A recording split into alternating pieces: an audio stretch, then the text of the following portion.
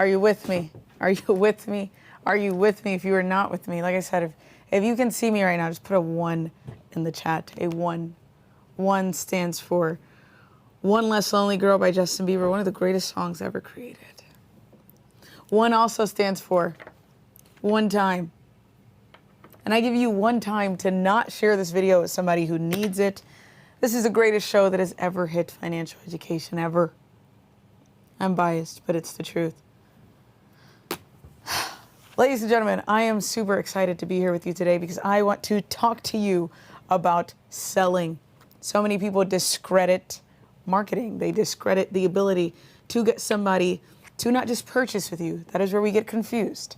That is where we have phantom figures walking across the screen. But I'll tell you what, that is also where a lot of people mess up because they think the only way to sell something must be with a financial transaction. And so today I want to talk to you about what it actually takes and what it actually means to sell anything.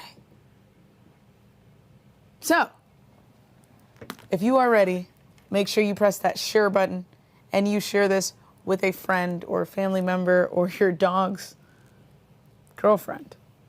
And I hope that they're neutered. I'm playing. Anyway, share it with somebody, and I'm hoping that it'll be of value because I know it will. But with that being said, welcome to the Kelly Ohgee Show.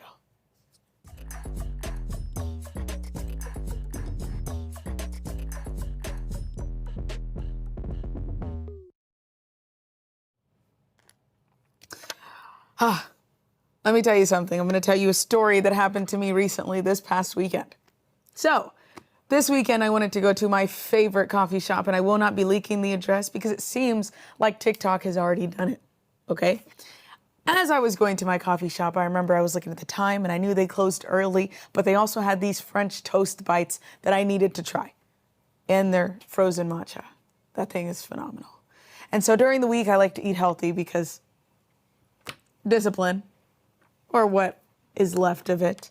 But on the weekends, I party hard, and that is through food and sweet treats. So anyways, I go to my favorite coffee shop. I'm super excited. I'm driving up. There is a space right in front. It's as if they wrote Kelly on it. I saw it and I said, reserved for me? Heck yes. So anyways, I park in that spot. I even reverse park. I'm feeling that spicy. And I get up and I'm going to walk inside the coffee shop as I should. And as I'm opening the door, I hear, "Excuse me, ma'am." So I turn around and I'm like, "Excuse me, excuse you." Like, what's going on? And they said, "We're in line." And I said, No. This is outside. I'm going inside." And they said, "Yes, ma'am, yes, ma'am, yes, ma'am. We are in line." And I said, "Oh, I guess. So I opened the door just to make sure. I had to make sure that they weren't like just waiting. You can't pre-register being in line. Like, you got to RSVP for this thing or something. So you'd be inside. So anyways, there's no reservations. It's a coffee shop. So I opened the door. And to my disbelief, let me tell you something. That line was out the door. Oh my gosh. So I sit in line. And I'm here and I'm going back and forth. I'm like, do I really need to stand in this line? Because the line for my coffee shop, this is the door. Over here, back here, is the outside line that I now have to join. And then all the way wrapped around the building is the actual line. I don't know which one of these TikTokians decided to make a TikTok or whatever about my favorite coffee shop, but somebody has leaked my favorite spot to the point that I had to stand in this line for 30 minutes before I said, you know what?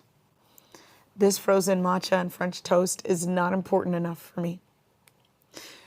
So I excused myself from the line and I got in the car sadly and I went to get my favorite smoothie, which always is available because nobody has leaked that spot, and I'm thankful for that. But anyways, so I go to get my favorite smoothie. Ladies and gentlemen, I'm super excited. And I drive up there, and it's taking me forever to find parking. But I find the parking. Super excited, by the way. I'm super excited about this parking, so I park. And I get out the car. I notice my car is a little bit dirty. I need a wash, but that wasn't the point. I go. And after that, I go into the smoothie shop and I order my smoothie. And I know exactly how I want it. I even ask for extra peanut butter, little ice. I like it extra thick and super creamy. So I get my smoothie. And I'm just walking around because I'm just enjoying the fact that I'm outside. I'm touching cement, not grass, but I'm breathing fresh air, not the recycled one, in my residence. So I'm drinking this smoothie and I'm walking. I'm just walking up and down. I'm super excited because you know what? Even though the matcha didn't want to take care of me, I have my favorite smoothie. So it was a win, and a win is a win. And I'm really excited because it made me actually think of the Banana Foster cinnamon roll at the Wynn in Las Vegas. Anybody ever been? They have the largest buffet that I have ever been to. And they have this Bananas Foster French toast, and it is phenomenal. Had like 18 when I went there. And then I couldn't fit my suit for the celebrity poker tournament that I was hosting that night. But it's okay. That is not the point. We were back on this weekend. As I'm getting the smoothie, I'm just walking. I'm enjoying myself, and I'm walking, and I'm moving. And as I'm moving, I'm like, oh my gosh, why does it feel difficult for me to move right now? Like, it just felt a little like weird. And so I'm like tensing up, and I'm trying to fight. And let me tell you something, ladies and gentlemen. I realized that with my favorite smoothie in hand, I walked straight into a spider web. Straight into a spider web. So I am now like, this is the most disgusting thing ever. So I'm trying to fight out of the spider web. I can't even see it because the sun is beaming. So this thing's invisible. So I know it's on me. I don't know where it is on me. And so as I'm pulling off this spider web, I look up and I see this gentleman walking towards me. And I'm like, hey, you know, you should be careful. Let me tell you something. I just walked into a spider web, and I'm covered in webs, and spiders are attracted to me. Like, what is that? Let me tell you something. As I look up and I tell the guy, I'm like, hey, you know, spiders? He goes, oh no, that's not okay. That's not okay. Like, I hope not. Like, I hate spiders. And I'm like, didn't make me feel any better. And then, as the sun starts to leave my eye and I clear my vision, I realize that in this moment, I have walked past Jimmy Butler from the Golden State Warriors. Don't know what he was doing here in Dallas, but I met an NBA player, guys. And I was not on the list to be a wag because I have stained myself as the girl who spiders are more attracted to than them. So I wanted to start you off with that wonderful story because, yeah, it kind of hurt my feelings. But, yeah, don't know what to say right now. That was kind of sad. So I think we should maybe talk about some other things that are happening in the world outside of my very sticky love life that involves a lot of spider webs, apparently. I don't get premium access in my favorite coffee shop. I can't even enjoy my favorite smoothie. And I met one of my favorite basketball players, and now I'm the spider girl. Hey, maybe I'll be a Marvel superhero one day or something. Anyways, ladies and gentlemen, I think it's time we get into the market minute because I need a minute to process this.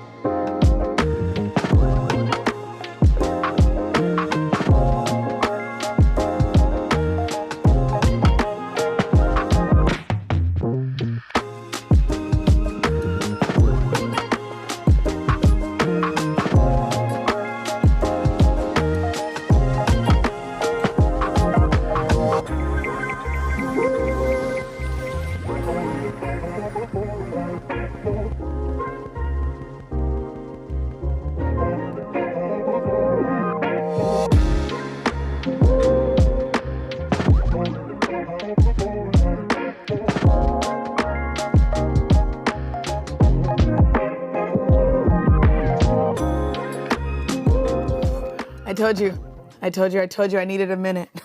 But you know who needs more than a minute?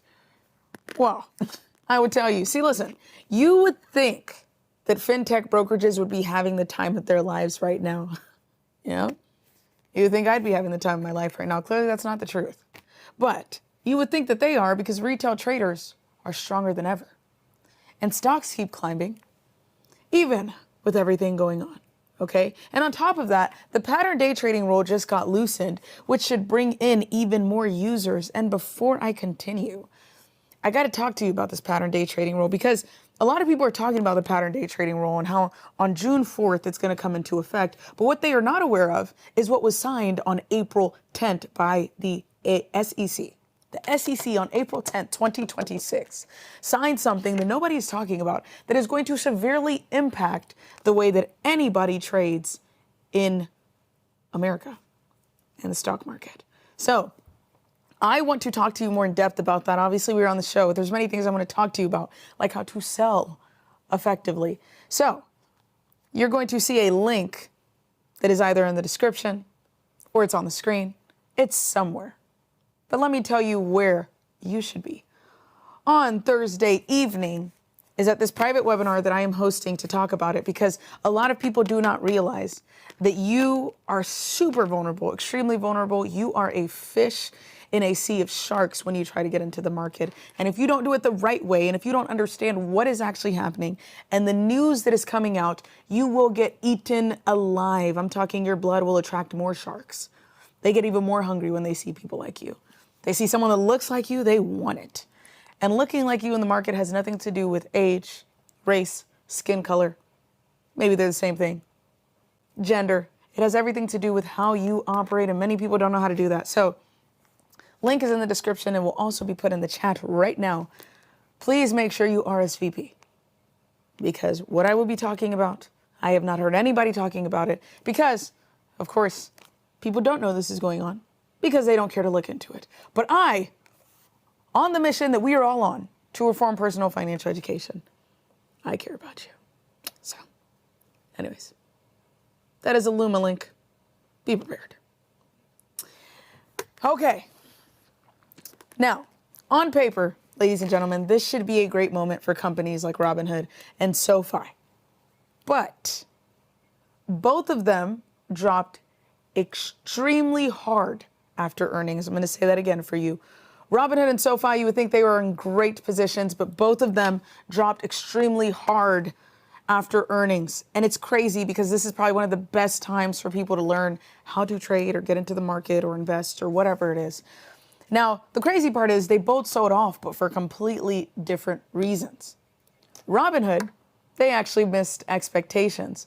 Okay, so their investors expected them to come in slightly above profit and revenue. However, they came in slightly under both profit and revenue, and the stock itself dropped about 13%. Robinhood, the stock that you invest in because you're looking to invest, because you're using them to invest, dropped 13%. Okay, and a big part of that is still crypto. That part of their business has been slowing down. So even though they're up year over year, they're down compared to last quarter. And the market, it doesn't like that. Because at the end of the day, people are in this to make money.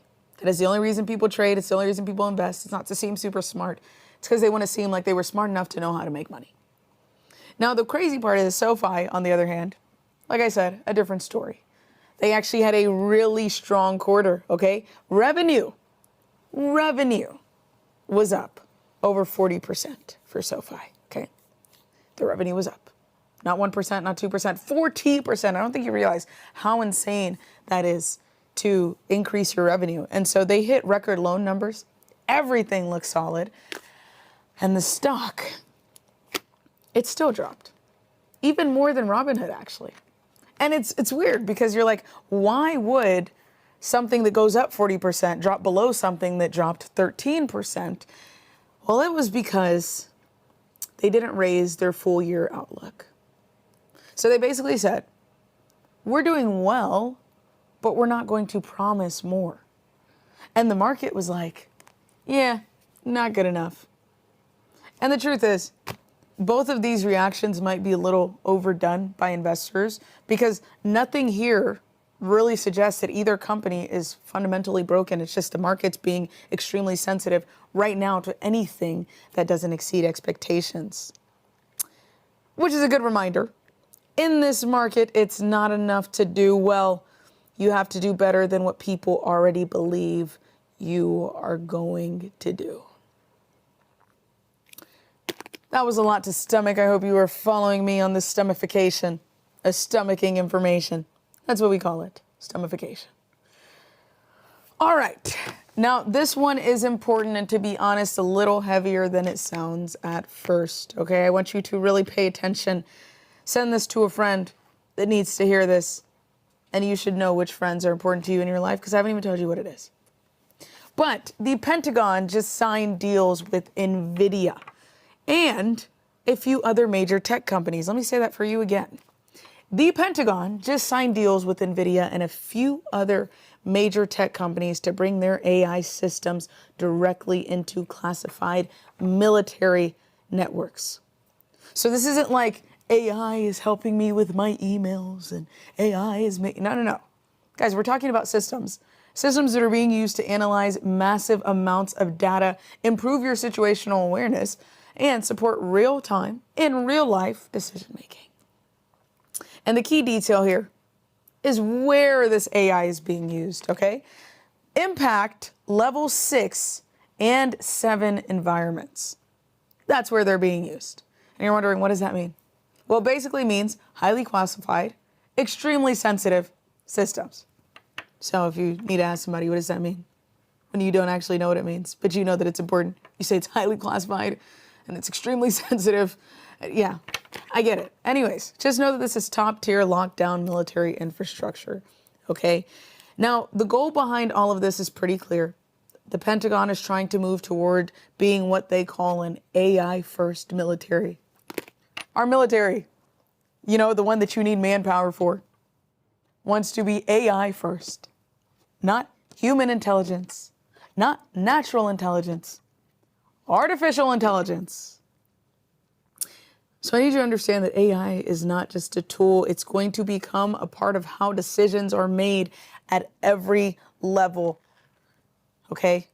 And if you didn't think that it mattered now, I need you to understand it matters for you. I know you are against AI. The government is telling you they do not care what your feelings are. They care about what's going to help them be better. I'd assume in an attempt to protect you. So if you're thinking that it's not important to learn this thing, if you're a little bit resistant to it because you're like, oh, well, it's swallowing our water, they don't care. And if you, one person at a time, you don't have to be a part of it, but I promise nobody is increasing their token usage more than themselves. I need you to understand that. Yes. Okay. So here's the thing. They're not just working with one company. They're intentionally spreading this across multiple AI providers. That is very strategic on their end because they don't want to be dependent on a single vendor. But a part of it also comes from tension behind the scenes. Don't we just love some tea? So apparently, here's the rumor. Are you with me on this rumor? Apparently, there's been some pushback, especially from companies like Anthropic, around how their AI should be used in military settings. So instead of forcing that relationship, the Pentagon is basically saying, well, we'll work with multiple partners who are aligned with our use case. You know, the fancy terminology for like, we don't want to get stuck in an exclusive deal and then get taken down if they don't do well. So we're going to have multiple, okay? But zooming out, I need you to understand that this isn't just about tech partnerships. It's about where AI is heading. Because now you've got some of the most advanced AI systems that are being integrated directly into national defense. I'm going to say that again. And I have to say it again because I need you to understand this. This is about the fact that we have some extremely powerful AI systems being implemented into our national defense system, which is going to raise a bigger question. That's not just what can AI do, but who decides how it's used and where those lines are going to get drawn. It's not you. That's the truth. Sorry. Now, I don't know if you remember a little bit ago, Spirit Airlines. We talked about them and how they filed for Chapter 11 bankruptcy and how they were asking to be bought more time because with the recent increase in fuel costs, they are not able to keep up with their expenses and they're severely in debt and they cannot move the company forward. Well, recently this past week, it has been a sad one because Spirit Airlines did not declare Chapter 11 bankruptcy. They declared Chapter 7. They have shut down after a $500 million rescue deal failed for them. That is $500 million they could not get, and all flights have been canceled. Jobs have been canceled. I mean, thousands of passengers are now stranded. As you can see, it's quite empty. So, here's the crazy part. I actually found out, and somebody tell me if this is true, but I found out that for pilots, whenever they earn more income, they have to move up in seniority based upon the airline they're working with. They do not move up based off their experience, which means that for those senior Spirit Airlines flight pilots, yes, that's what they're called. Thank you for your service. For those of them that are there, the problem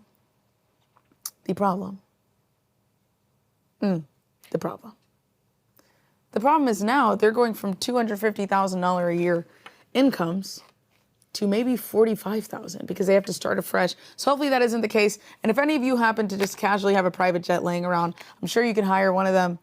They've done bigger charters. And also, if you have a private jet laying around, please be very kind in allowing me to borrow it indefinitely. I would love that. I just enjoy it. You take care of the cost. I think we'd be great.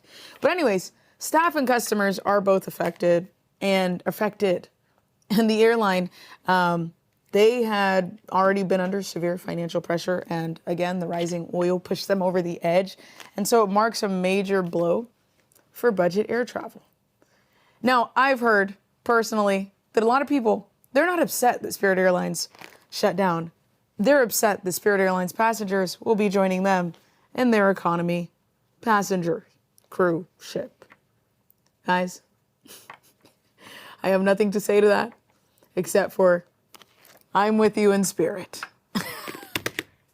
Anyways, yeah, but okay, guys, pop culture, it's pop culture time, All right, this is actually wild. We're talking about AI, we're talking about technology, we're talking about a lot of things, but did you know that Sony just built a robot? And their robot is called Ace. And Ace is basically a robotic arm that plays table tennis, but not in some like super weird, unfair, superhuman way. But this thing is playing on a normal table under real rules against elite players. Now, it won 3 out of 5 games against these elite players. And I would tell you, kind of think it's unfair that, I come out the womb and I can't be like Venus and Serena. But the robot can come out and it's already playing elite players. I have to train for that, okay? But anyways, I know that at first you might think, okay, robots are fast. That's not surprising. But that's not even the impressive part, guys. The real thing here is it's not just reacting. This is not a robot that was built to react. It is thinking. Like it can read, spin, it can track the ball in milliseconds. It chooses where to place the shot and adjusts its strategy in real time. Some of you are still struggling to do that with your life. Come on, strategize. Figure out what you're going to do. But Sony made it a point to not make it overpowered. They just forced it to play on human terms. So this is less about speed and more about decision-making under pressure. Because table tennis, I got to tell you, it's not predictable. The spin changes, the angles change, the pace changes constantly. So if a robot can handle that, well, you're not just talking about machines in controlled environments. You're talking about systems that can operate in fast, messy, real-world situations. So yeah, on the surface, it's a robot playing ping pong, but underneath that, I need you to understand that it's another step toward AI that can actually function in environments that don't go exactly as planned. And that is where it starts to get interesting. Watch your backs, everyone. Let's see this. And look at the way it's thinking. Oh my gosh.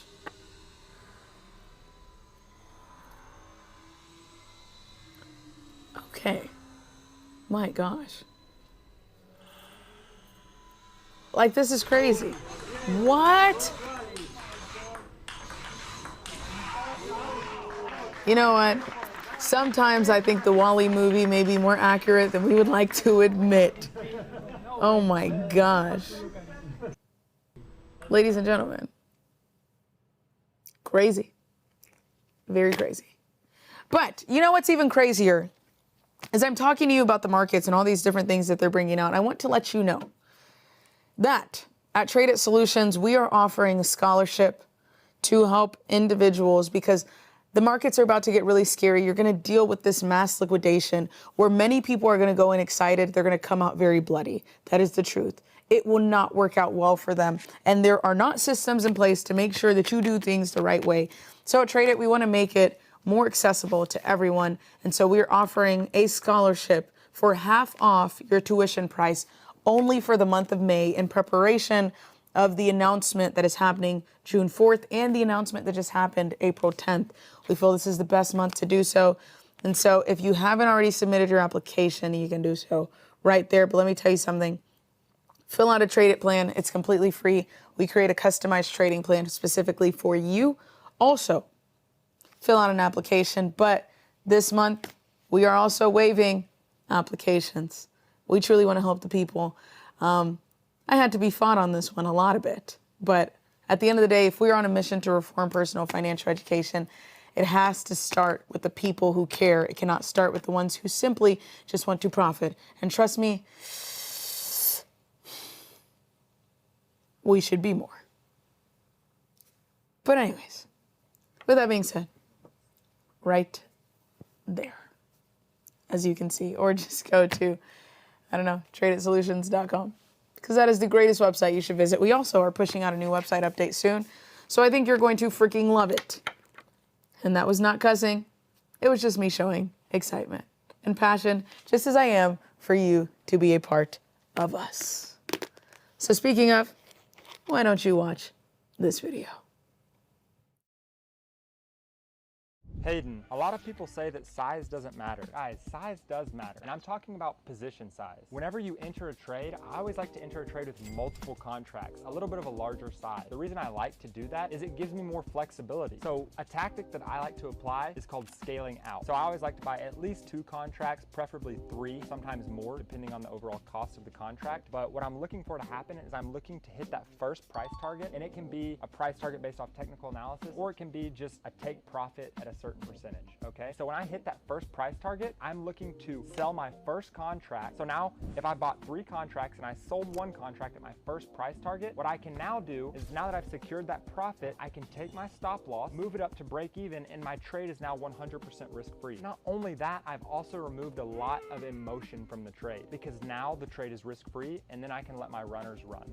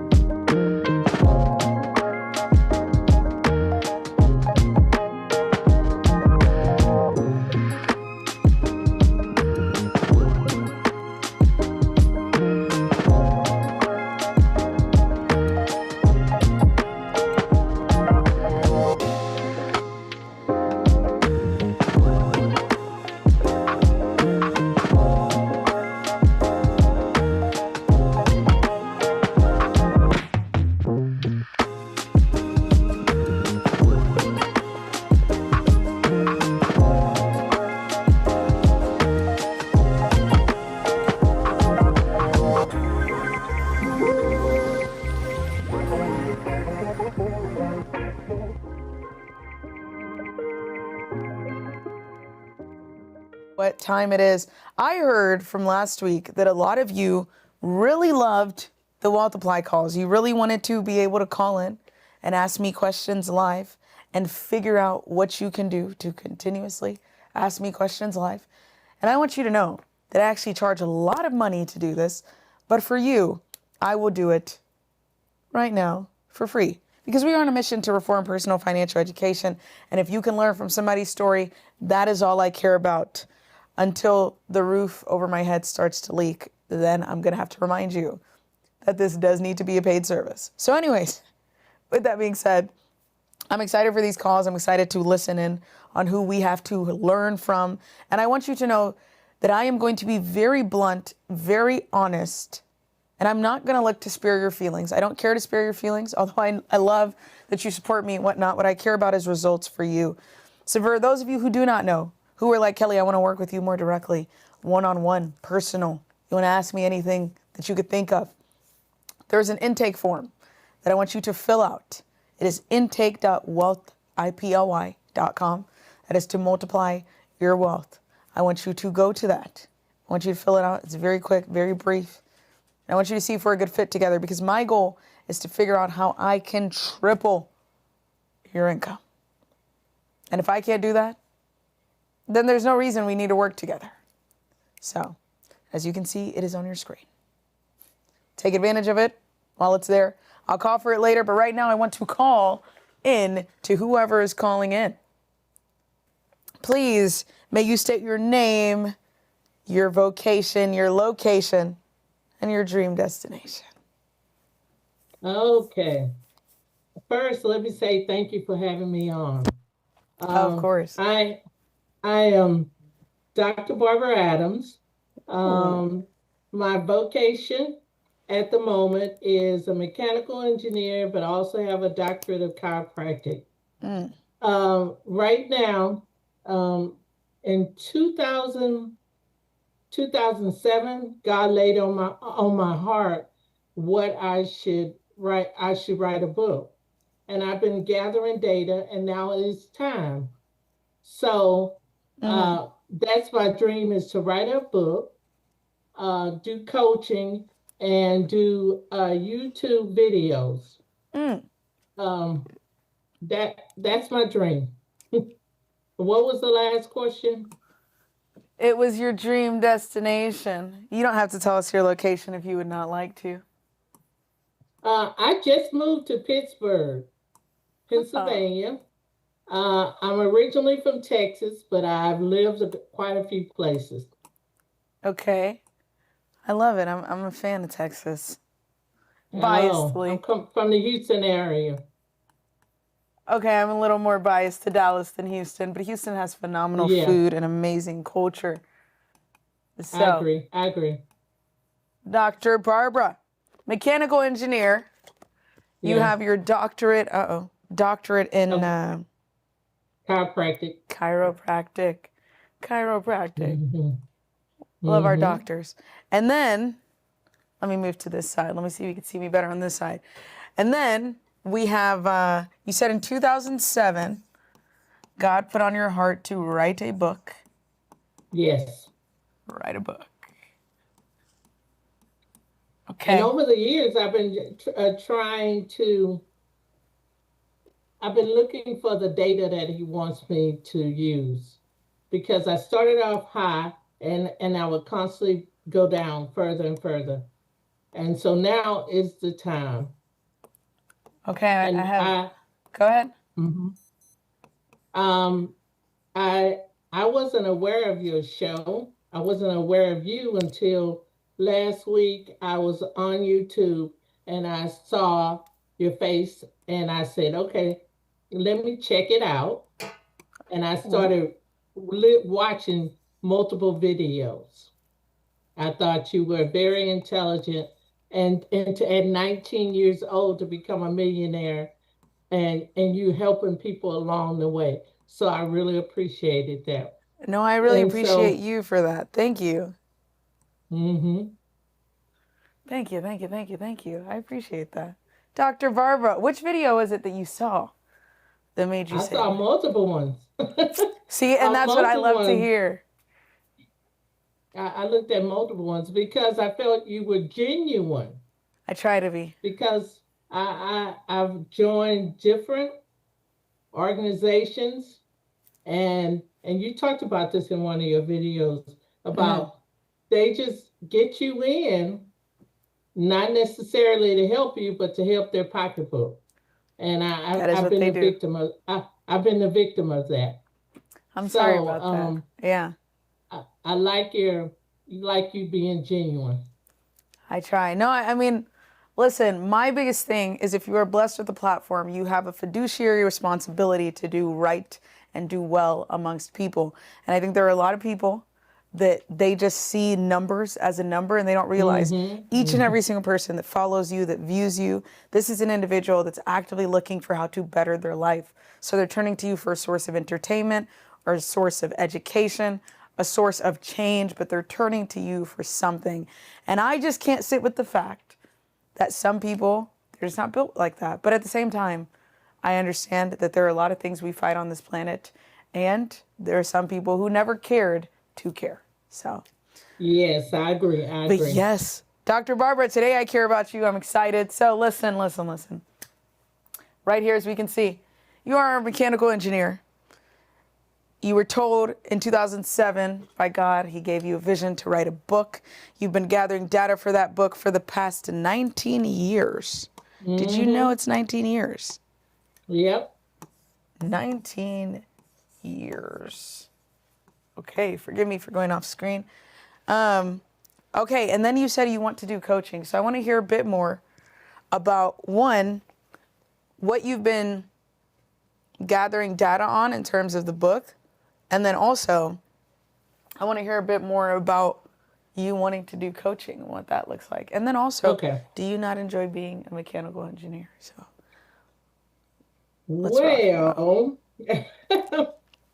um, I feel those careers are livelihoods, not necessarily my purpose. okay. I'm right now working on my purpose.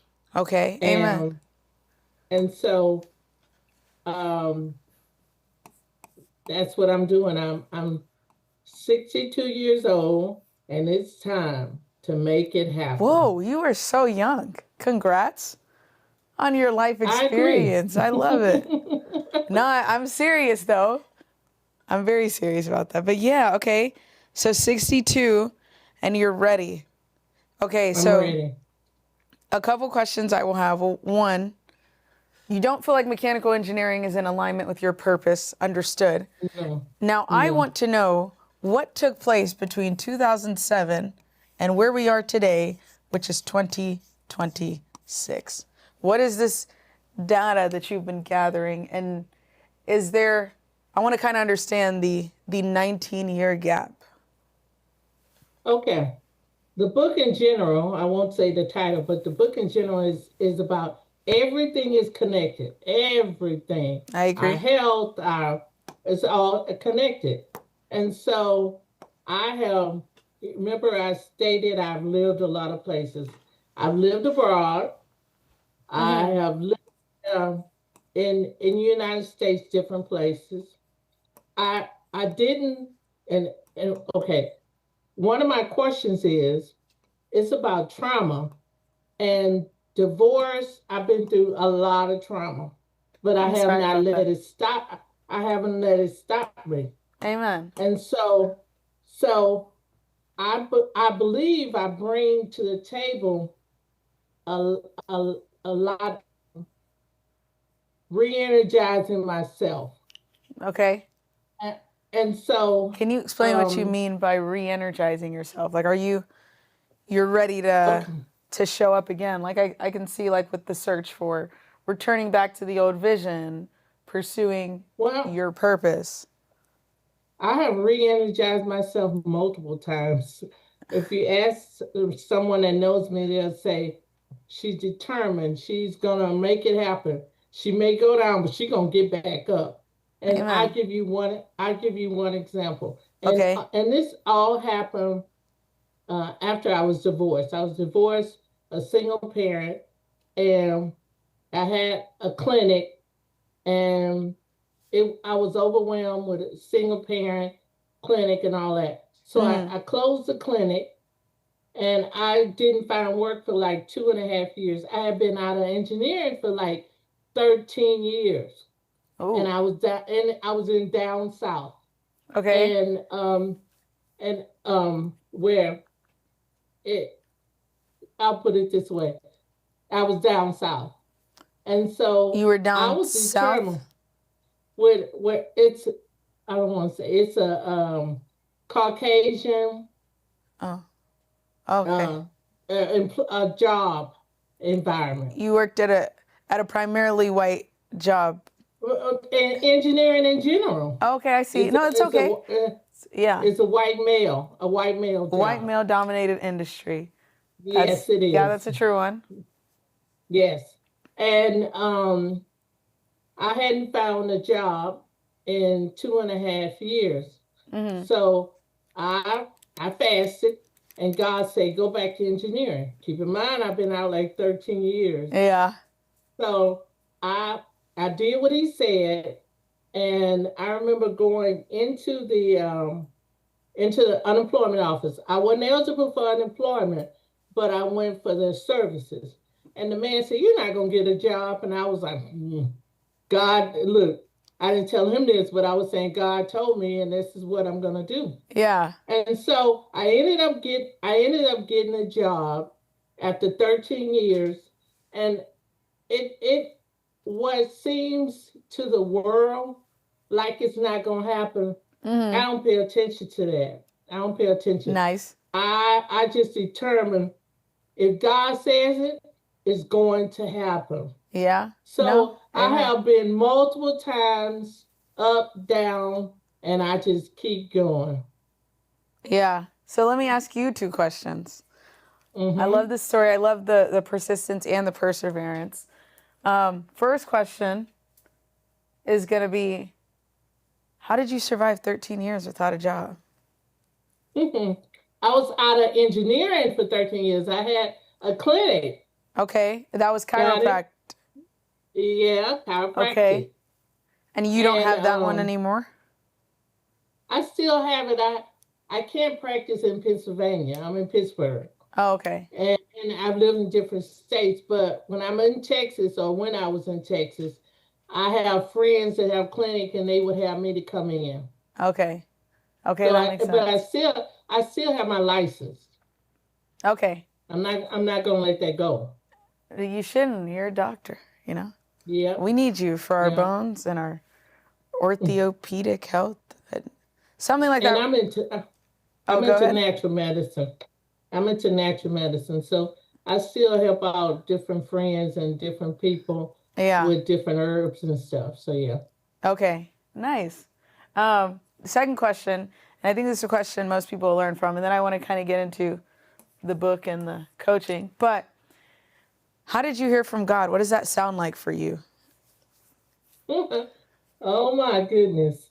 Oh, Um, it's a hard and one. that's how I ended up in Pittsburgh. Okay, nice. um, um, Was that for he me? he usually talks to me like Was that for that. me? Hold on, Alexa's right here. Stop, Alexa. I'm sorry. Shout out to Alexa. He She wanted to know too. he usually talks to me in the early morning, like you're waking up, but you're not fully awake. I see.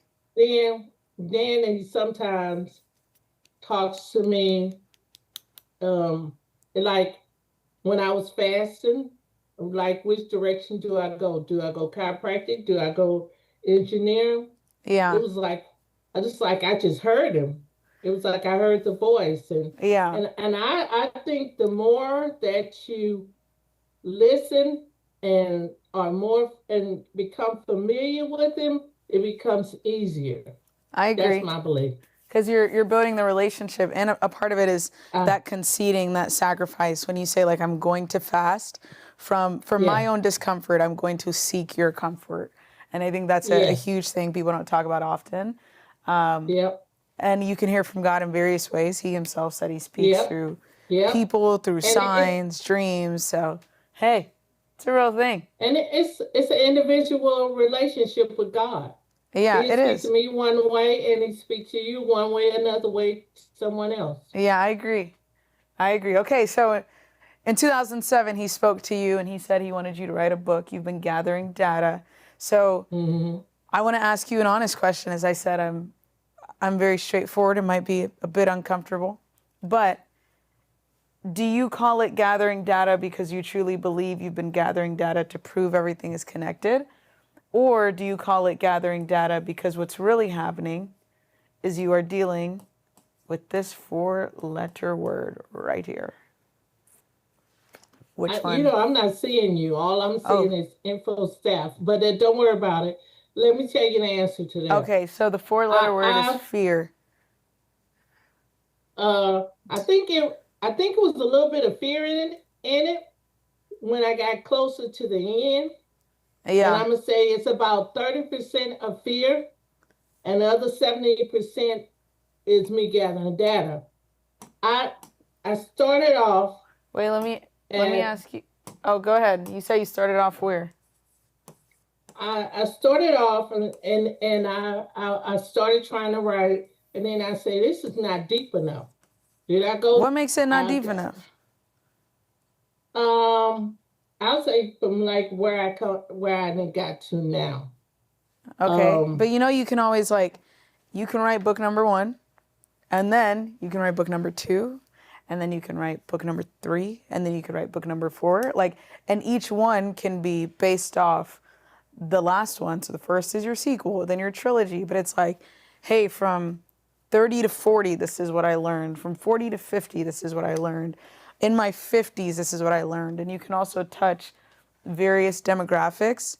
I think there is, because when you say 30% is fear, I would actually flip that. And I think 70% is fear. Because what I would say that you are dealing with, if I could assume and come over here, is what most people don't understand is analysis paralysis. Yeah. Boom. And analysis paralysis is you feeling like everything has to be perfect before you can start. So in this case, it reads to you as the book's just not deep enough. And that's why I said, but who said that? You didn't even allow the market to judge the book and say, you know what, it's not deep enough. And now you had a calling God had for you 19 years ago that is now becoming longer and longer. And who knows if once that book is dropped, in 1 year, the trajectory of your life just increases beyond what you could have imagined. I agree. You know, so I did. Go ahead. I did write a book 2 years ago. Okay. Called Re-Energize Yourself. Okay. Re-energize yourself. Nice. Yeah. Now, but you don't think that book was a part of the one God told you to write? You don't think that was the book? Looking at it, I think it's a more shallow version. What makes you feel it's shallow? A shallow version of what I'll come out with in a few months. Okay, so you're saying it's a prelude, it's before. Yeah. Did you set it up that way? I did it from where I was. Yeah. Okay. Yeah, where I was. And now I've did some more healing, and I feel like it's deeper. Yeah, and I get you, and I'll tell you this. One, I think you should just start. If you don't start, you guarantee you fail. You've been blessed with 19 more years to fulfill a purpose that God has set out for you. And the truth is, there are individuals far younger than you that never made it these 19 years. And you had the ability to make it these 19 years, which means there's still a purpose for you. And I also want you to understand that, even though you feel that this book is much deeper now, guess what? You're going to go through something in 5 years and it's going to be even more deeper. And then the next 5 years will pass, and then 10 years, and it'll be much deeper. And there will be things that you learn next year that change the entire perspective you've had on your life up to this point. And then you'll say, man, maybe I should have actually wrote a book on that. So I would tell you, get this book that you've been gathering data on. I don't know about you, but 19 years, that's a full-grown adult. You've seen a baby come out the womb. Yeah, and now they're in college, and that is a lot of data to gather on a human. Yeah. I think there's so much you could talk about. There's so many ways people can learn from even a tiny nugget that you say. And then after that book, do another one and another one and another one. You know, I think it was Dr. Seuss. He had over 100 rejections on his books before somebody told you that, or somebody told him no. 100 rejections before he was, somebody told him yes. I'm so sorry.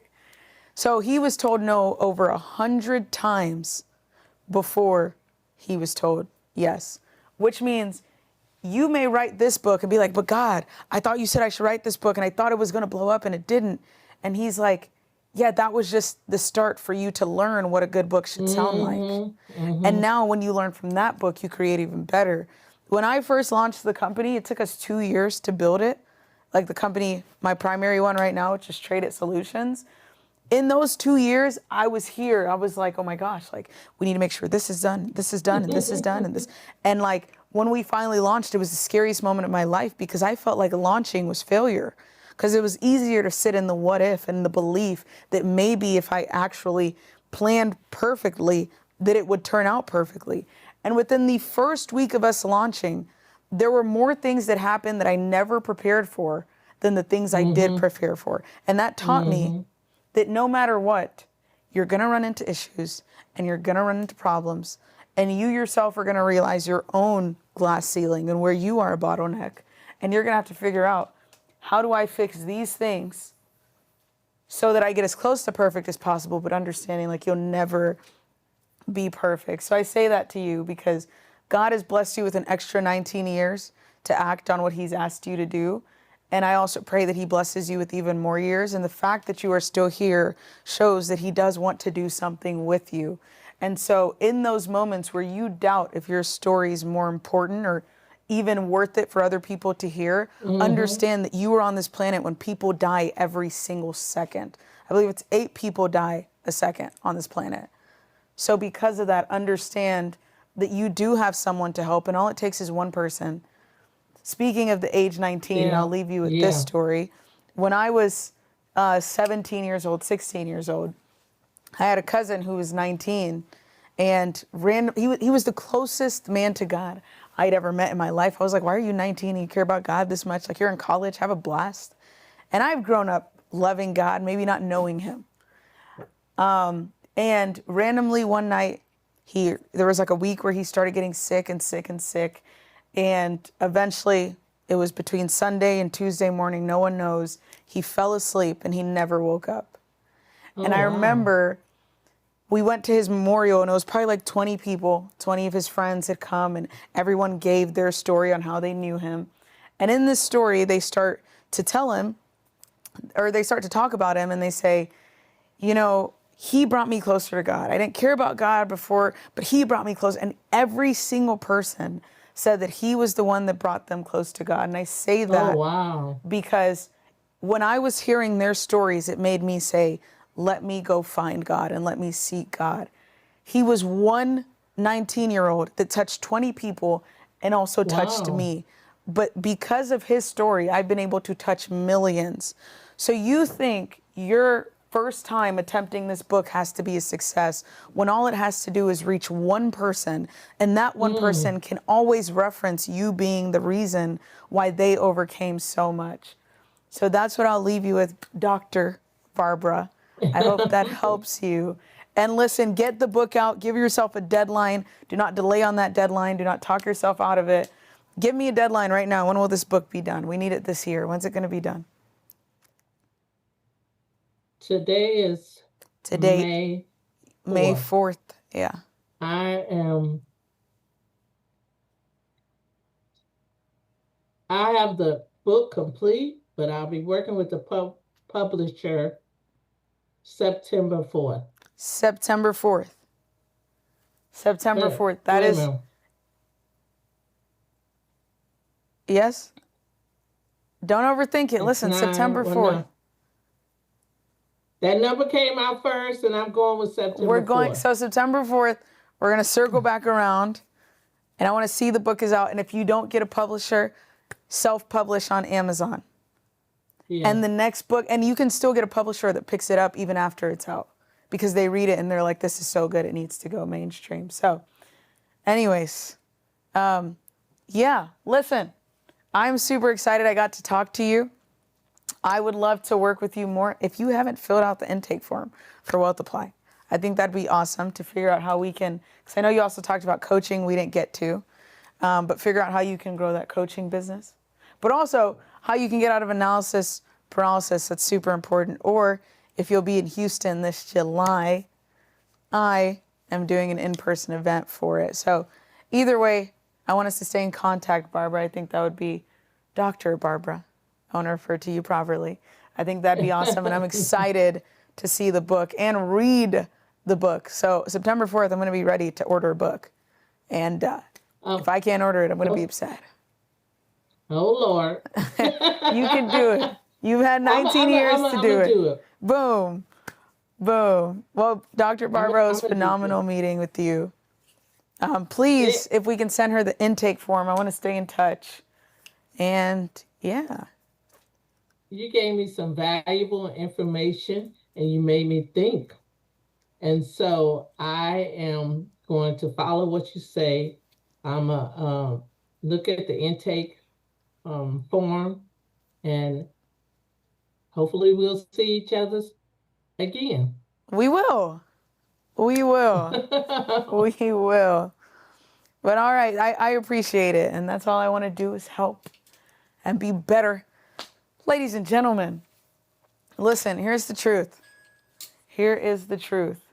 I'm super grateful for Dr. Barbara and just her vulnerability to even come on and take the opportunity to be like, I know there's an area I'm struggling. I want to be able to find help in that area. And that is what I want everyone to do.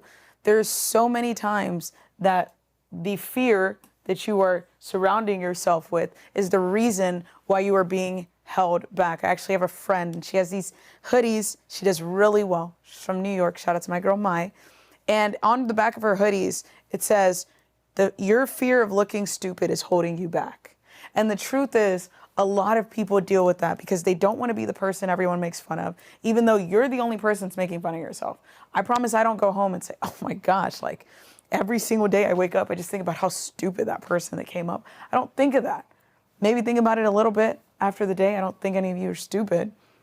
But people don't think about it on a day-to-day basis. So I need you to understand if there are issues that you are struggling with, if there's an area of improvement, if you have the opportunity to talk to someone who's done it. Ladies and gentlemen, I have spent several millions of dollars on businesses. I advise for businesses. I help businesses. I've been the leading figure that has helped businesses make hundreds of millions and billions of dollars in revenue and valuation. So when I talk about this stuff, I truly mean if you get the opportunity to be a part of this mission, then make it a mission for yourself to do the difficult thing. Once again, if you would like to work with me and my team one-on-one, please fill out the intake form because I'm truly on a mission to help you multiply your wealth because it can do so much on this planet. Pays for this wonderful production to stream to you in your wonderful, cozy home. So I hope it's super comfortable. I hope you don't stay on the couch too long because that's what they like to call a bump. Please don't be a bump. All right. Who is up next? Who is up next? I'm excited. I'm excited. Hi. I'm excited. Hello. Can you hear me? I can hear you. How are you? I'm Angelie. How are you? Angelie? Angelie, yes. Angeline or Angelie? I just like to say names, right? Angelie. Angeline. Yes. Okay, boom, Angeline. Angeline, may you please state, well, we have your name, your location, your vocation, and your dream destination. I'm in KC, so right now transitioning from being operations people manager and trying to, for the first time ever, just to rely on my, I would say, my own doing because I've worked for many different companies in the corporate world Uh-huh. and want to start my own business right now. Ooh. Aren't those music to my It's ears? very so listening to you, I'm like, oh, okay. I definitely have the paralysis. We all do. Let me tell you something. Let me not say everyone, but most people do, especially individuals who consider themselves type A. Type A individuals are people who are incredibly organized. They think they need things in order and in structure, and like everything needs to look great before it gets shipped out. A lot of individuals who are type B, they're very laissez-faire. They don't care. They're just like, you know what? I'm just gonna do it. And like if it doesn't work, it doesn't work. And the problem is they both have their pros, they both have their cons. The best is when you have the perfect mix because the person who sets up the systems and is more analytical is type A. The executor is usually type B. When a type A becomes an executor, they are unstoppable. When a type B learns how to be analytical and figure out how to set up structure, they are also incredibly powerful. So, as an operations manager, I'm going to assume you're a type A. You like things structured, they make sense. You do it the right I way. absolutely, yes, Boom. yes. So it makes sense. It makes sense because you need that. The only problem is then you tell yourself, everything has to be perfect before I go. But I'm happy that you're here. I want to figure out what the business is. How do we get the business to profitability? Because the truth is, you can be as passionate as you want about business, but if you have holes leaking through your roof, the profit is the only thing that matters because that's what's actually going to pay the bills. So tell us Absolutely. about the business that you would like to start in. Business. Did you tell us your So dream destination? my dream destination will definitely be the Caribbean Oh, the or Caribbean. Africa. Nice. Yeah, Africa. Love it. Love that one. Mhm. And the Caribbean. Nice. Okay. So tell us Yes. about the business. The business is to become an importer of organic food and where I can supply, food to different market, grocery stores or, even restaurants where I can get those organic, 100% organic products from outside of United States and, to bring it here. I Mm-hmm. would like to focus, I'm working on focusing on, for right now, coffee is my main focus because it's, roasted coffee, 100% organic and, really good quality from a single farm. So that's what I'm targeting right now in order to not only build my business, but Mm-hmm. also build the capital so then I can expand into um, different selections. Okay. Okay, so you want to be an importer of organic food, hopefully 100% organic. You want to be able to Mhm. source to grocery stores, local markets, supermarkets. And right now, your starting point is coffee, organic coffee, 100% organic coffee. Yes. Yes. Nice. Mhm. Nice, nice, nice. Okay, first question I'm going to ask. You said you're already working with the coffee exporter or importer, Mhm. A supplier. supplier. I have a. There we Mhm. go. You're already working with them. Are they in the US? No, outside the US. They're outside the US. So they Mhm. were Brazil, Portugal. You don't want to release your trade secrets. Right. They're in Colombia. Colombia, Colombian Mhm. coffee. Nice, Colombia. Okay. So they're in Colombia. My first question to you is, have you already started to make sales? Um, no, Okay. because in order to do that, I'm going through getting all the certifications that I need, the paperwork to be able to bring the coffee here, Mm-hmm. which means that I need to establish the business in Colombia, which Oh, is being done. So any minute now, I'll get the paperwork that I can actually have the coffee come here. Um, so so you're making now what progress. I'm Yes. So where I am right now, and it's a little bit scary, is Okay. sourcing customers, right? Okay. Basically going to do that pitch to different business. I have several leads of, some of my connections and just trying to work some of the leads of where, I can basically make a pitch. And Hmm. I even have samples. I had to bring some sample because once you taste the coffee, right, Yeah. you'll understand why it's a good quality coffee. So Okay. that's where I am Everyone right says that. I now. got to tell you. I told you I'd be What? honest with you. Everyone says their coffee is the greatest thing ever. At the end of the day, Right. most people are going to go to Folgers or their favorite YouTuber. Well, if you know coffee, you understand. I'm a coffee drinker. You will Yeah. notice the difference in the coffee. Okay. A couple questions I want to ask you up front. So we're going to do a question speed round to understand a bit more about how to Okay. get you from starting it to running it. Okay. First question is, how Right. long have you been working on this? I know you said you were formerly operations. I want to say I probably been working on it since last year, in the fall. Okay, so we'll say Um, September 2025. y- yes. Okay, it looks like you've made some good progress. You've got some good certifications and all that, September 2025. Mhm. Next question I'm going to ask you, how did you find your supplier?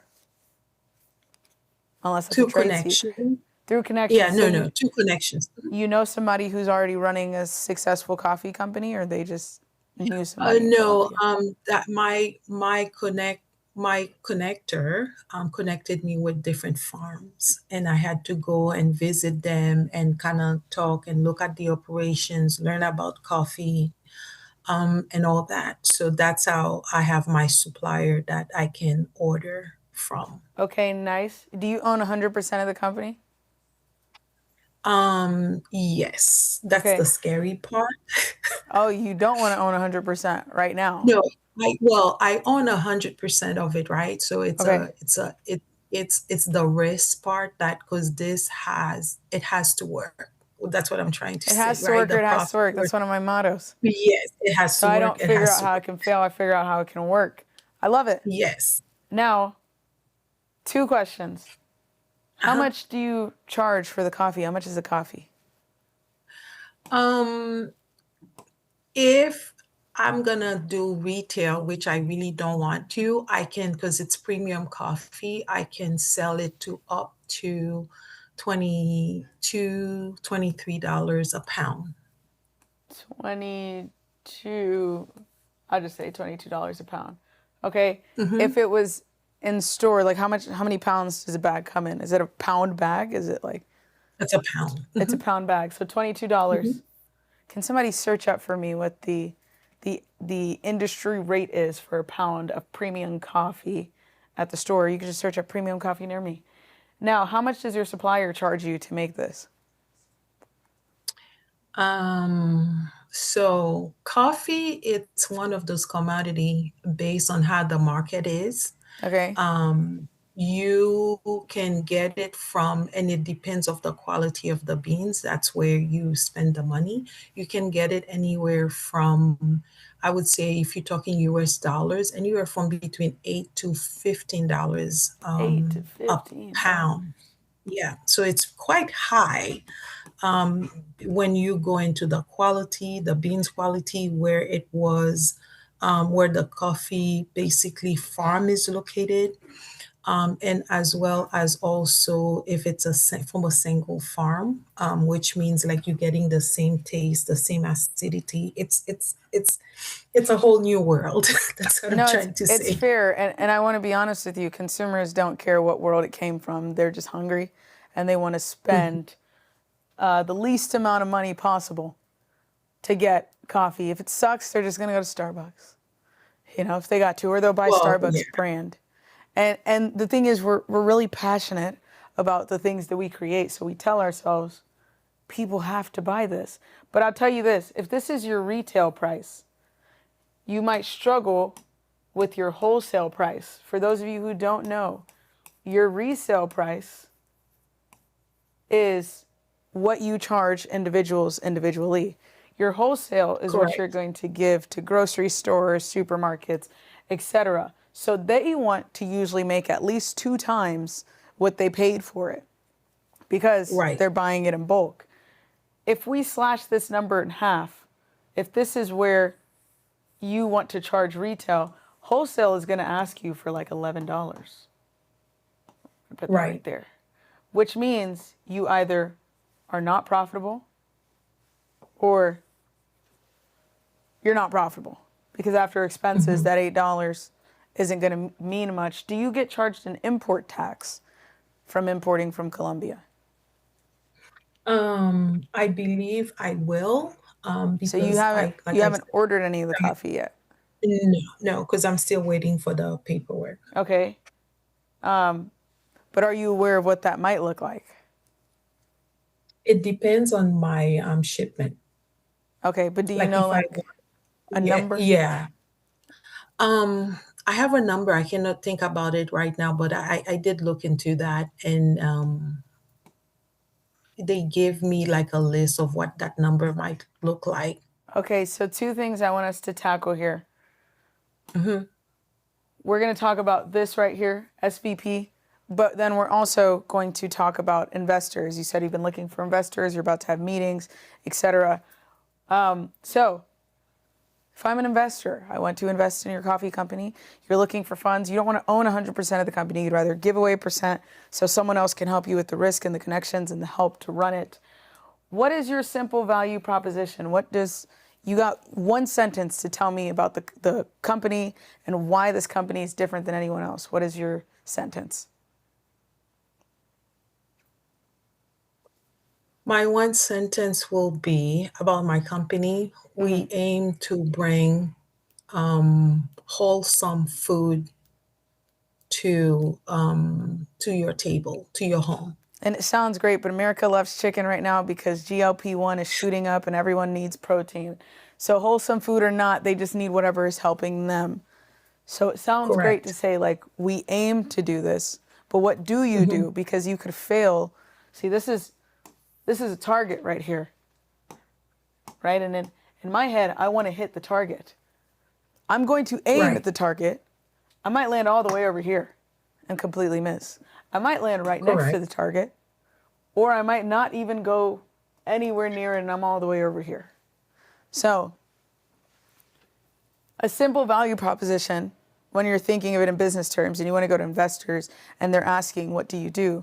Usually you can reference what another company does well if it makes them understand. This is things that they teach at, can't remember the name right now. It's a really big private equity firm. This is going to bother me because I always know their name. Anyways, that's not the point. What they look for is your simple value proposition.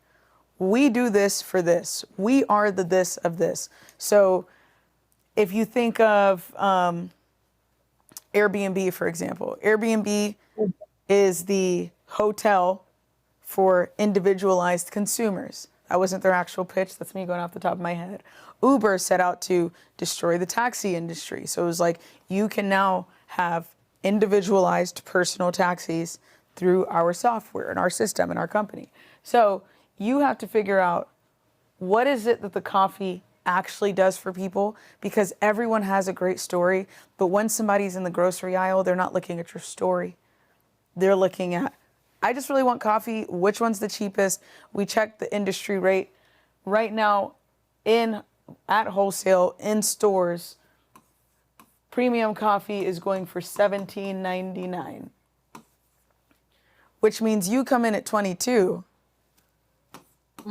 They're probably not making a profit on that. You're getting charged 18 to 15. If they happen to spike you at 15, plus the import tax over here, you're beat by that 18. You're probably beat at that 22. So what's really important, if you're going to talk to any investors, you're going to talk to anyone that's interested, is 2 things. 2 things are very important if you ever want an investor to actually believe in you, invest in you, or care about what it is that you're trying to sell. The first thing that's incredibly important is the obvious thing. It's going to be, what is the product? What is it? And how does it solve a problem? That's the first thing they're going to look at. What problem does this actually solve? Because the more problems it can solve, the more money I can make, because the more people will be in demand for the need behind this. The second thing investors invest into when they are investing into a company is to the individual.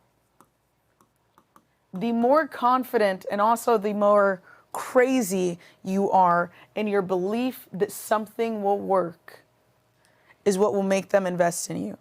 So if you remember at the very beginning, you said, well, you know, it has to work. And it's like, I came back and I said, no, it has to work or it has to work. Like, that's my personal motto. I don't look for what's the worst that can happen. I look for how are we going to make sure that doesn't happen. But when you said it like, this has to work, which immediately told me you're banking on this to be your exit plan in life.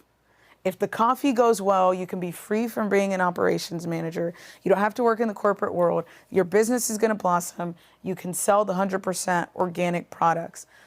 But the problem is, I didn't believe that. And I don't think you did either, based on your confidence level. And you may truly believe that in your heart. You may truly be like, I know it's going to work. But then if you know it's going to work, when I ask the numbers of like, what's the import tax? I don't know, it could be from like this to this, somebody sent me this. It's like, ooh, that confidence over here that you have to have, it's not there. So if you don't know the numbers, how can I trust that you're telling me the correct numbers? If I'm like, what's the average? And you say it could be 8 to 15, it means one day it could be $8 today. Next month they slap us with double. That means our revenue gets cut in half. It means our profit gets cut in half at the minimum. Right. That's really important. Then when you're looking at like how you describe the product, it's not just, I want to help people organically. That sounds great, but unfortunately America is a very capitalist society. So all they look for is, how can I squeeze as much money as possible out of everything, which is why they look at what is the problem it can solve. That's it. The product could be great.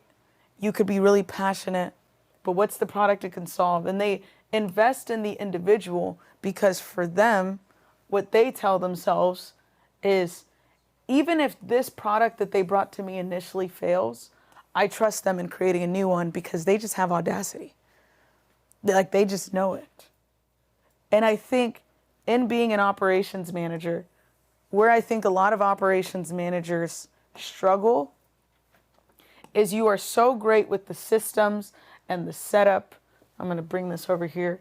But you're so great with the systems and the setup that what you don't actually master is the execution, because all you do is oversee. So you have systems and we have oversight. And you make sure everyone else is doing, which is why for you, you're like, this is a lot of risk owning 100%. So for you, you've always been a part of the ship and told the captain how to steer. And now that you have to be a part of the ship, you're like, well, I need somebody else here to drown with me if we drown, because it's going to be better for me. And it sounds difficult to hear that, but that is the truth, is when you go into a product management, a project management, just an overall operations role, you lose your ability to execute because you're so used to managing. And when you manage and something doesn't work out, there's always someone to blame.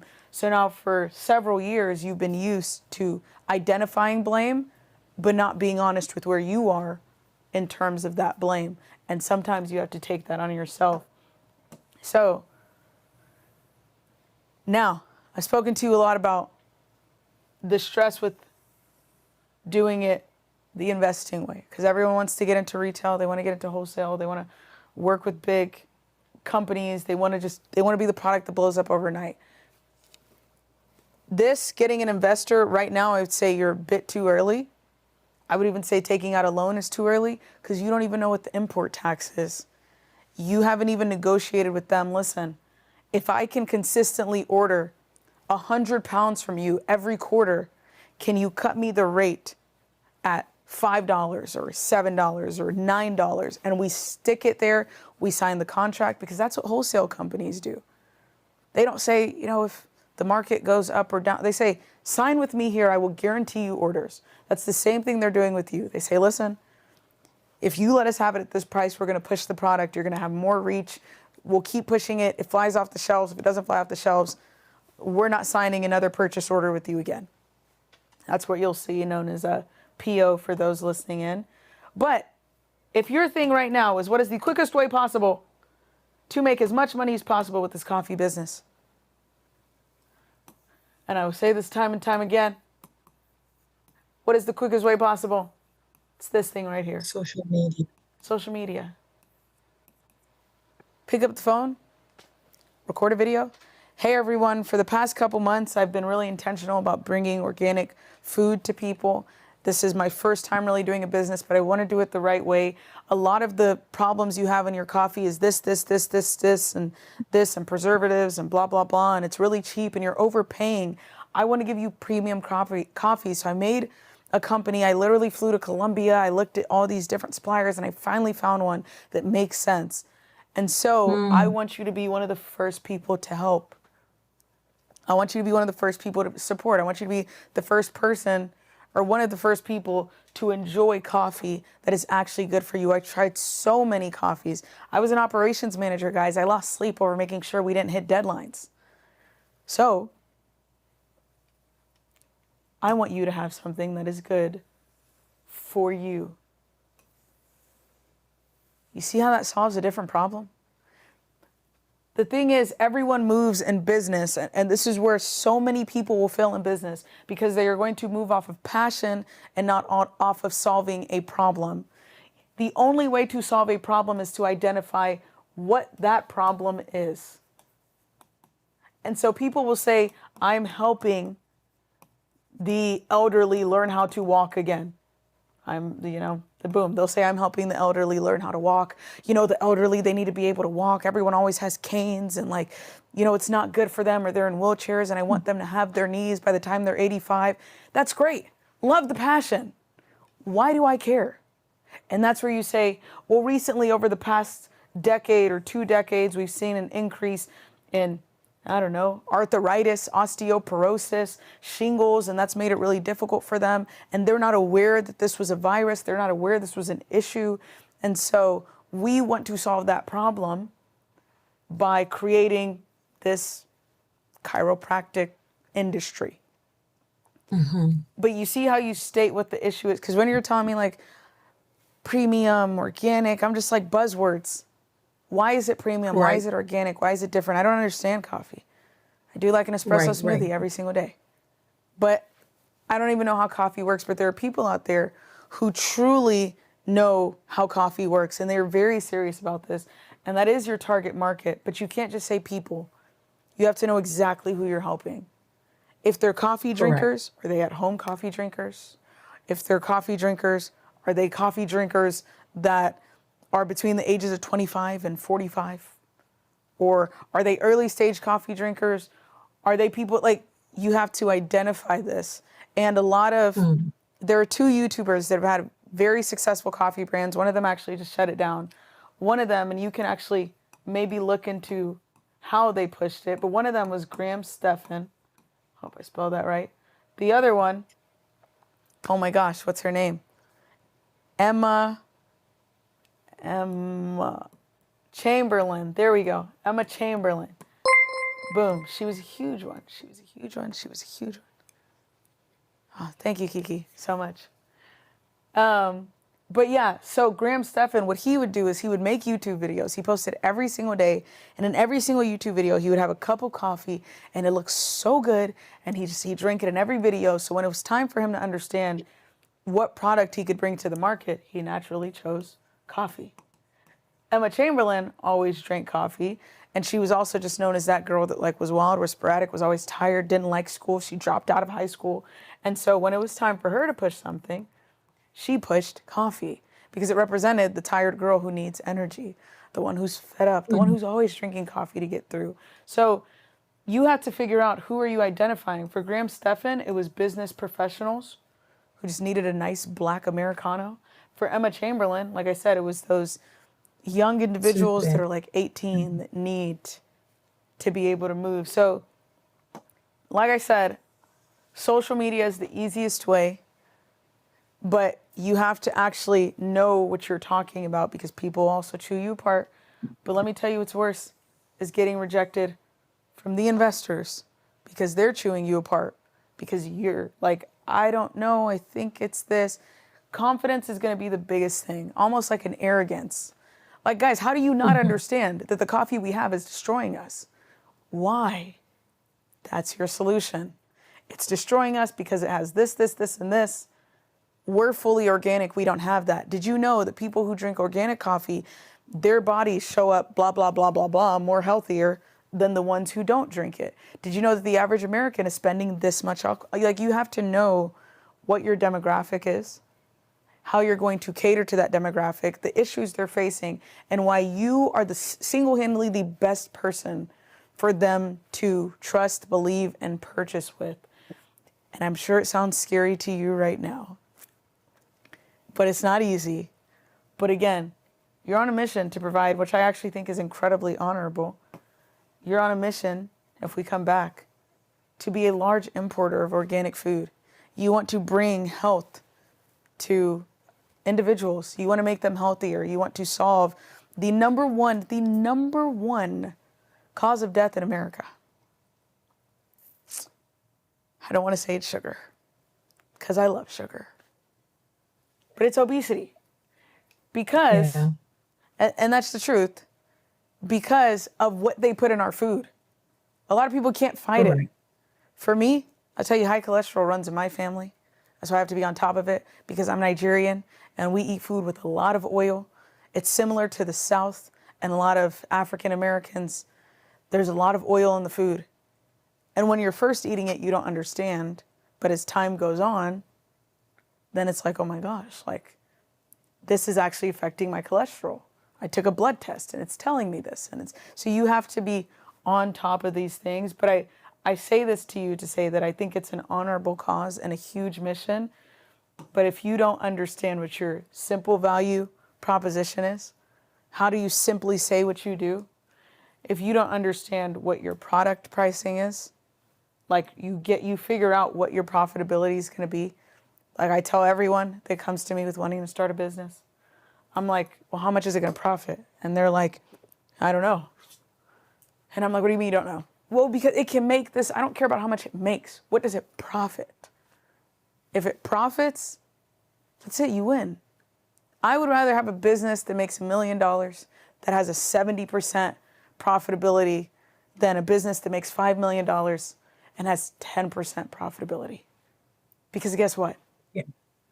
At $5 million, I'm making $500,000. At $1 million, I'm taking home $700,000. Right. So, like I said, I know it's difficult. It's a lot to digest. But as I said, I'm going to be extremely honest with you because I want you to succeed. I think, and I'm going to say this lightly, but I don't want you to just swallow it in too in-depthly. I want you to go back to the drawing board and figure out these things. But I don't want you to figure it out to the point that we come over here and deal with this. I don't want you to be like, I have to have everything perfect. I want you to fail as many times as possible because that's what's going to get you closer to your success. And I also, listen, if it's not coffee, it might not, like, it just might not be coffee. And that's okay. You know, it might be, you may find in these coffee companies that their supply chain is having a lot of issues and they're not running efficiently. And you're like, listen, I was an operations manager for X amount of years. I noticed you have this issue and this issue and this issue. Just do this. And then send them an invoice for your time. But Right. yeah. But yeah, like I said, I think you have to take time to understand what it is that you truly want to do. What are problems that you find in the market and how are you the solution, which means you have to state the problems beyond just, I want to do this. I want to do this because of this. And that will help you get closer to your SVP. And then it'll also help you get closer to investors.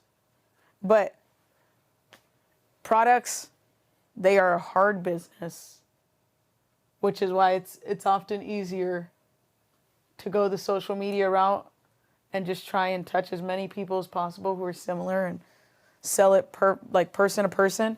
Also, last thing I'll tell you, it's the last thing. Even when you were looking at investors, what I want you to understand is if you do not already show that you are in demand, investors will take the house. They would take the house, which means you'll be like, oh, I own 100%. And they'll say, listen, I'm willing to invest 60% into your business. I got to take a giant chunk because it's going to be a lot of work for me and my team. And I'll give you $40,000. And you're like, what? No, we're not what? We're at least worth $1 million. And they're like, yeah, but like, you have a supplier, but you've never shipped from the supplier. There could be issues. You don't have any PO orders from any companies or major firms, or not firms, grocery stores. You don't know what your pricing looks like. You don't know profitability. Like, we're in a tight place, but I can help you. I'm just going to need to do a lot of work, so I'm going to take a lot of the business, right? Or what you run into is they don't want to invest at all because they're just like, you don't really have any runway. So an easier route is create that demand, which makes them see, wait, this thing does make money. And then you can go to them and be like, hey, we've done $78,000 in sales in the past 12 months. We're aiming to scale to 250,000. I just want to partner at 20% if you can believe in me at, I don't know, $80,000. And they're going to be like, what the heck? Why do you want, you haven't even, you're like, well, we need to grow. We need to invest more. We need to do this because this and this and this. And you have all your numbers laid out. And now it makes more sense because there's a little bit of traction. But anyways, I could go on and on. Please, I want you to fill out the intake form. I'd love to work with you more. I hope this was incredibly insightful for you. Thank you. I appreciate it. It was. Yeah, but you got it. You got it, Angeline. Like, don't overthink it. Starting a business is super scary.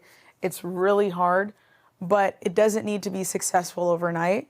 It's okay to just take it one step at a time, but take some strides. You know, don't just like tiptoe, but I want you to take some strides, one stride at a time, you know, to try and get there as quickly as possible. And remember that passion and purpose are beautiful, but every business has to be profitable for it to stay alive, unless you're just eating through investor funds, which is what some big companies do. But I would want you to keep your money and not give it all away. Thank you so much. That was super helpful. I really appreciate your time. Of course, Angeline, I appreciate your time. Don't overthink it. You got this. If you need to rewatch this a billion times, do so. It may not be coffee. I may catch you one day and you're like, Kelly, I sell balloons. And I'm like, well, dang, like, can I throw a birthday party or something? So anyways, I'm excited for you regardless. It's a big step and I pray it goes extremely well for you. Thank you. I appreciate it, Kelly. Take care. Of course, you as well. You as well. Wow. Ladies and gentlemen, that was a good one. That was a good one. I'll share with you some of my thoughts in a second. Wow, let me tell you something, ladies and gentlemen. It seems as though the technical difficulties are having a blast with me today, which is exactly how business is. You're going to deal with a lot of stress. I often tell people, and I want you to understand this clearly, if you are ever thinking of running, starting, operating a business and scaling a business, your stress tolerance has to be this high. If you are a super empath and the one time your friend tells you that her dog accidentally broke his leg, I'm sorry about the dog, if you start crying because your friend is crying, if you're that person, you cry at everything, business is usually hard. Now, there are individuals who can manage that. They know how to operate the emotions, okay? But there are going to be times when you are incredibly stressed and you have to keep things at bay. You have to be the person that it's like, I know I'm going through a lot right now. However, I need to make sure that I am good for everyone else that I'm leading and even for myself to be regulated. So I just want to say that that's one thing I want you to understand about running a business is your stress tolerance has to be incredibly high. It is not all glitz and glamour. Social media will make it seem easy. Everyone online is making money, and that's great because the people who aren't making money don't post about it. What is there to talk about? The people who are actually struggling in areas don't talk about it because that's embarrassing. The people that are doing well are seen more because everyone aspires to be them.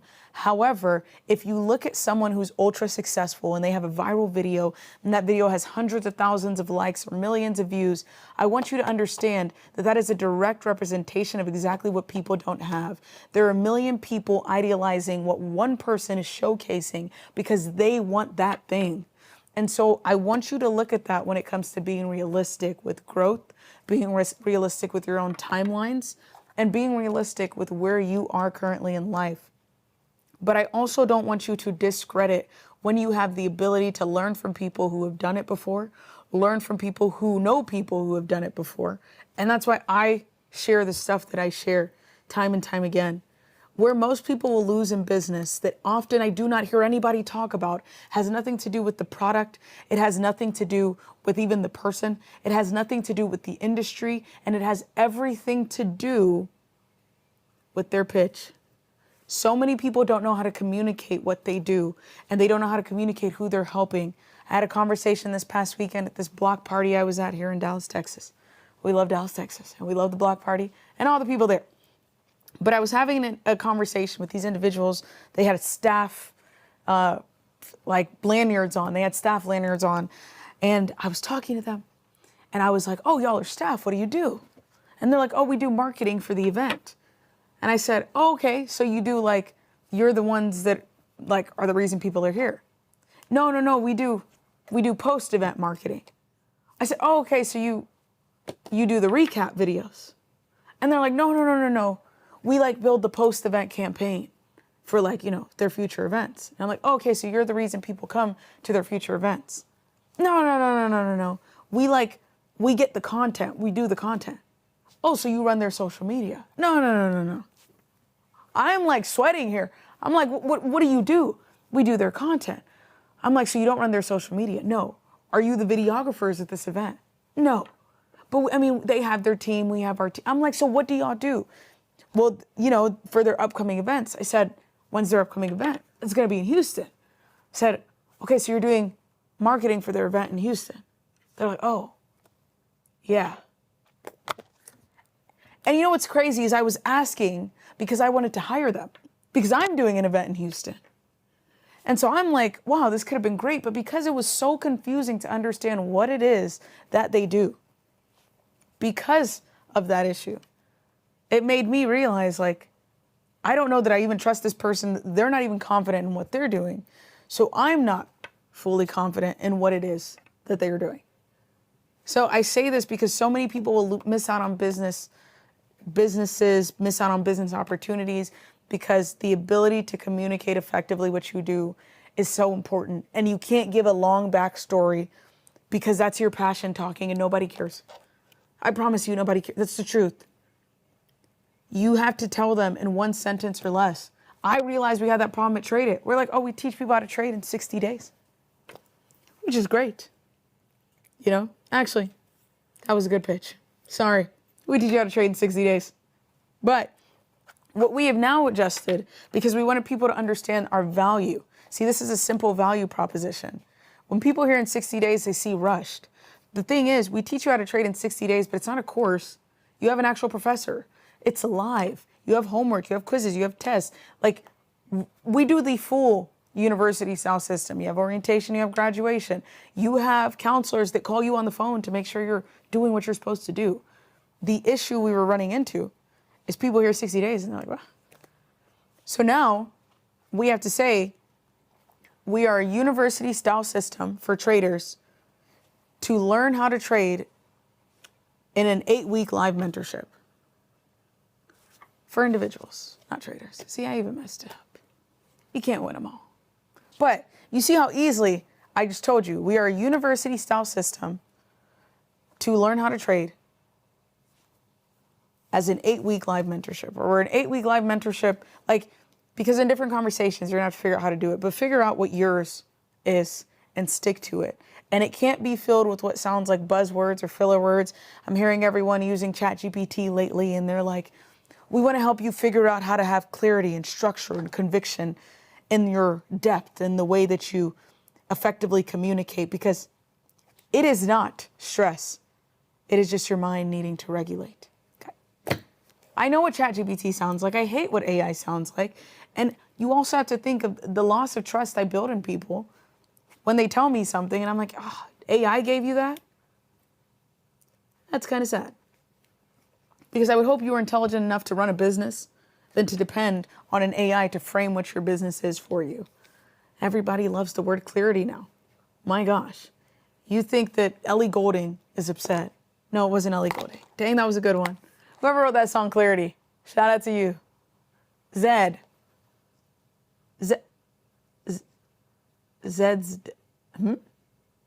for real? Oh my gosh. Guys, I got some news. It was written by Zed, I think. And somebody please confirm with me that Zed is okay. Unfortunately, I would like to say rest in peace to the great Zed. That was a great song. He's not dead. Let me tell you something. There are a lot of times that effective communication is important. And if you listen to all the distractions around you and all the other voices in your head, they're going to throw you off. And individuals that are very alive, you are going to think are dead. And businesses that should be alive, you're going to think aren't worth it anymore. And so I want you to be the person that doesn't care about what social media is saying, doesn't care about what your friends and family think. They will support you a ton and they will also criticize you a lot more. It does not matter whether they like it or they don't like it. The problem with analysis paralysis and constantly thinking you must plan to execute something is you fall in love with telling other people how great something is. And if they validate that one thing, you start to tell yourself that it's really good. And then that kind of makes you scared to execute because that validation, they said it was good, made you feel like you won already. It's actually statistical fact that when someone validates your idea, 50% of you already believes that the idea is fulfilled. It's not the truth. On the other hand, if they doubt you, then you start to think maybe it isn't a good idea. Maybe I need to go back to the drawing board. Maybe I need to try again. Maybe I need to keep looking. No, you need to remember your why, who you are helping, and what you are going to do to make sure that you see through on the mission that you were set on when you commit to the business that you move forward in. Michael Rubin, he is the CEO of Fanatics. It is a multi-billion-dollar company. They dominate the entire sports world. And in an interview that he had with Emma Gritty, she is the CEO of Good American, Khloe Kardashian's brand. She's also a founding partner in Skims, Kim Kardashian's brand. She's worth over $300 million. She's talking to this multi-billion-dollar man. And he says one of the biggest issues that he wishes he implemented faster in the business because it helped them scale even quicker than they would have scaled before was honestly committing to a mission. He said it was for so long that he did not commit to a mission within the company. And they knew what they were doing, but they weren't mission driven. And once they became mission driven, everyone else became of the same mindset and they moved faster.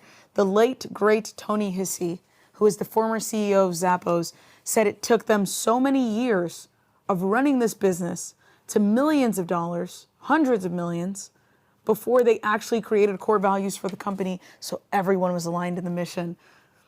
My throat is stressing me out right now, but I'm saying that because I am stressing to you that the way that you communicate is so important. The way that people understand the mission you're going on is so important. And if you let yourself get lost in what other people think and worse, what you think, then you will abandon the very thing that God put you on this planet to do, which is to be a steward to other people and to be a purpose provider by being in a position to help other people reach theirs.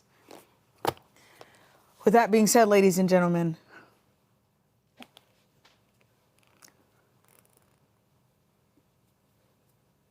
that touched me, I gotta tell you. If you're not a Christian,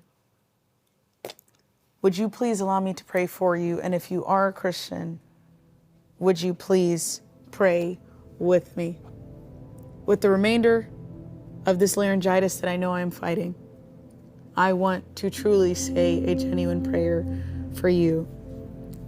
Father, Lord, I thank you for allowing us to gather today to even listen in on this wonderful, wonderful, wonderful, wonderful episode, to be able to help these wonderful two women, from Dr. Barbara to Angeline, be able to understand how to move their businesses forward, how to move themselves forward in times of doubt and uncertainty, in areas where they just weren't sure and they maybe felt like they weren't good enough. God, for you are so great that no one else is greater.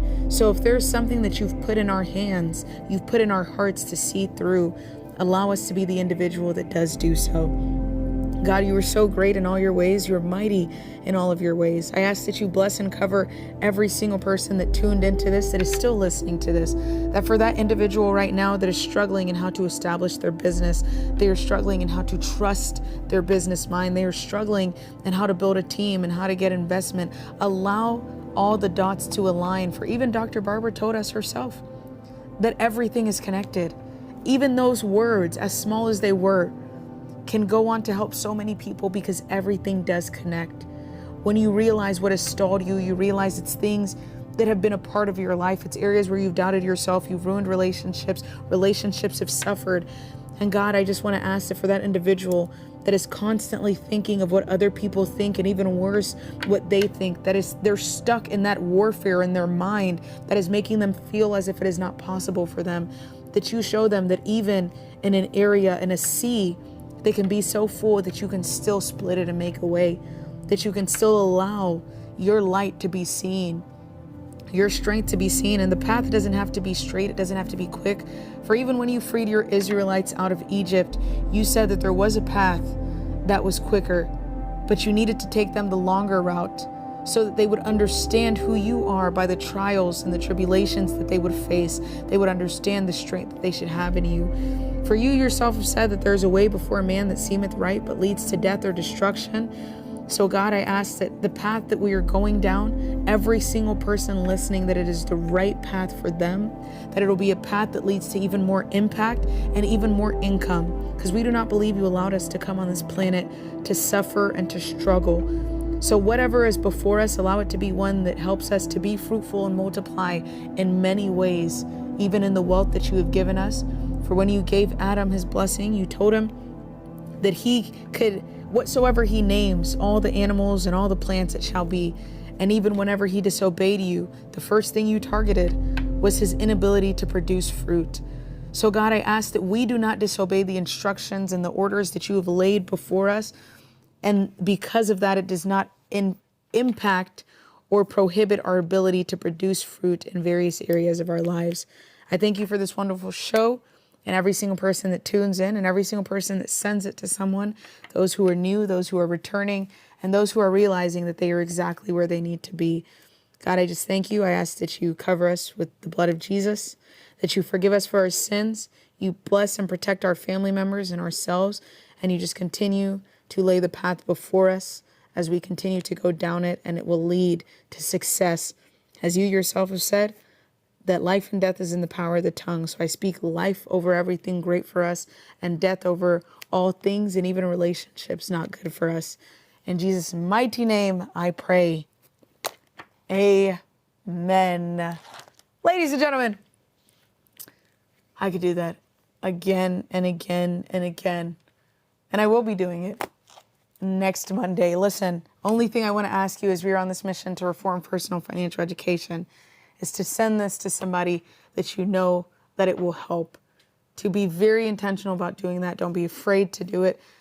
And also, all the links to any form of working with me or the company, or even just us getting to know you, are in the description. So don't discredit the description, because it is there for your benefit more than anything. I thank you for an amazing Monday, and I hope the rest of yours is awesome. And I hope to see you on Thursday, for those of you who signed up for the Market Secrets webinar, where I am breaking down the 2 things the government has signed that directly impact your ability to make money, and you should know about it. Ladies and gentlemen, I thank you for watching the Kelly Ohgee Show, and I am out.